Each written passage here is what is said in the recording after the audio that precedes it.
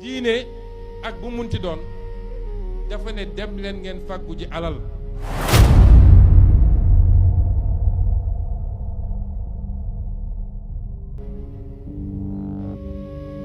wa idaa qudiyati salaati fantashiru fil ardi wabtaghuu min fadlillah. فإذا قضيت الصلاة فانتشروا في الأرض وابتغوا من فضل الله. c'est-à-dire diine dafa fàggu alal daf ko ñor benn peeru ñor boo xam ne bu leen kenn gëmloo ni jullit bi wala ku am gëm-gëm dafa war a pauvre dafa war a dund ci ñàkk déedéet yàlla moo ñu ne li ma def ci àdduna bi yépp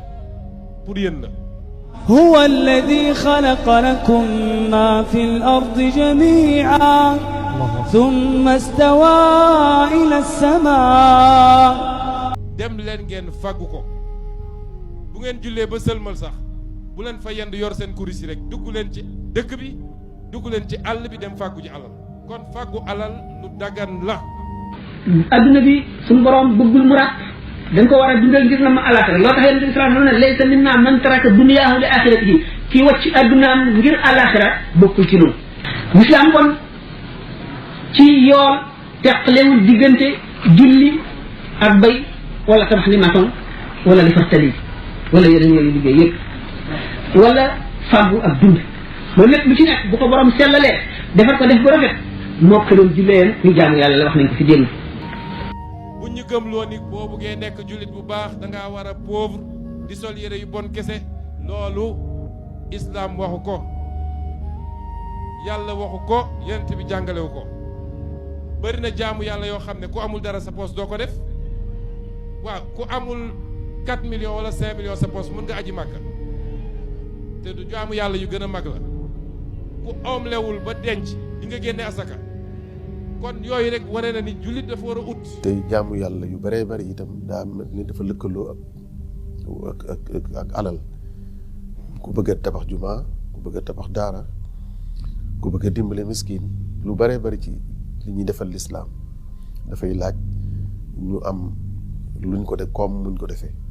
koom nag mi ngi mën a bàyyikoo ci liggéey loolu moo tax liggéey nekk ponk bu rëy rëy ci lislaam fonk ko lool. ñun dañu war a am dañu war a tedd li ñuy xool ci tubaab bi ñu naan ah ñoom de ñun fii dañ ko war a am waaye nag utin gi dafa am solo Cheikh Ahmadou Bamba bi mu koy jàngale ci kasbul xalaal dafa jàngale naka la ñuy utee bi muy jàngale kasbul xalaal nga xam ne principe la doctrine la ci naka la ñuy war a utee ndax gannaaw bi ñu ne dem leen uti dañ la ne mun nga utee noo bëgg waaye fii ligne rouge la bu ko dépassé. Cheikh al Khadim ci biir am njàngaleem fépp fu mu santaane liggéey day lëkkale baatu lu lew ak liggéey ndax xam na ne am na ci liggéey boo xam ne du liggéeyu jullit ndax liggéey la ci lu daganut wala liggéey la bu daganut. kenn du ut ci utin bu xaraam moo tax même boo delloo ci alquran bi ñuy wax ci wàllu riba lan la yahud yi waxoon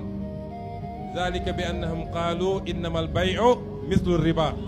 ذلك بأنهم قالوا إنما البيع مثل الربا loolu la ñu waxoon yàlla ne leen déedéet waxal allahu al-bay'a wa harrama ar-riba wa ahalla allahu al-bay'a wa harrama ar-riba ñaar yooyu bokkuñu